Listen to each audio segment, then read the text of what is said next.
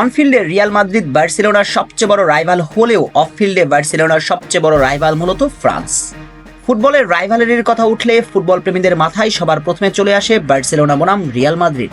একই দেশের এই দুইটি ক্লাব অনফিল্ডে যেন জন্মগত রাইভাল। এই দুই ক্লাবের খেলোয়াড়, ম্যানেজমেন্ট থেকে শুরু করে ভক্তরা পর্যন্ত একে অন্যের নাম শুনলে যেন তেলে বেগুনে জ্বলে ওঠেন।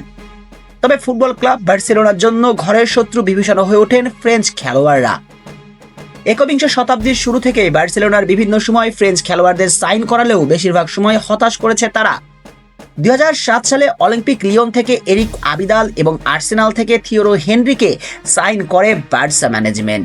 9 মিলিয়ন ইউরোর বিনিময়ে আবিদাল বার্সেলোনায় চমৎকার সময় কাটালেও 24 মিলিয়নে সাইন করা হেনরি নেইমার বা সুয়ারেজের মতো স্কোরার ছিলেন না। এই দুজন ফ্রেঞ্চ ফুটবলারই ছিলেন 9-এর ঐতিহাসিক ট্রেবেল জয়ের সাক্ষী। তবে 2007-এর পর থেকে বার্সেলোনা যতগুলো ফ্রেঞ্চ ফুটবলারকে সাইন করিয়েছে তাদের মধ্যে জুলেস কুন্দে বাদে সবাই ছিলেন সুপার ফ্লপ। 2017 সালে ব্রুসিয়া ডর্টমুন্ড থেকে 135 মিলিয়ন খরচ করে ওসমান দেমবেলেকে নিজেদের দলে টানেন বার্সেলোনা, কিন্তু টানা 6 বছরের বেশিরভাগ সময় ছিলেন হাসপাতালের বেডে। এই 6 বছরে 127টি ম্যাচ খেলে স্কোর করেছিলেন মোটেই মাত্র 24টি, কিন্তু এই দেমবেলেই প্যারিসের হয়ে 24টি গোল করতে সময় নেন মাত্র 52টি ম্যাচ।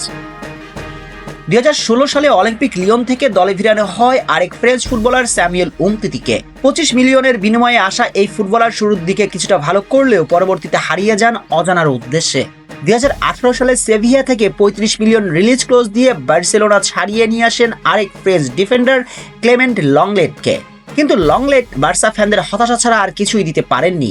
তারপরও 2022 সাল থেকে ইউরোপের বিভিন্ন ক্লাবে লোনের বিনিময়ে খেলে যাচ্ছেন এই বার্সা ডিফেন্ডার। অ্যাটলেটিকো মাদ্রিদের হয়ে দুর্দান্ত পারফরম্যান্সে মুগ্ধ হয়ে 2019 সালে 120 মিলিয়ন ইউরো খরচ করে ভালভের্দে দলে টানেন অ্যান্টোনিও গ্রিজম্যানকে। কিন্তু 3 বছরে বার্সেলোনার জন্য তেমন কিছুই দিতে পারেননি ফ্রেঞ্চ এই মিডফিল্ডার। 2021 সালে লোনে এবং 2022 সালে পরিপূর্ণ অ্যাটলেটিকো মাদ্রিদে ফিরে যান, পুরনো রূপে ফিরে আসেন গ্রিজম্যান।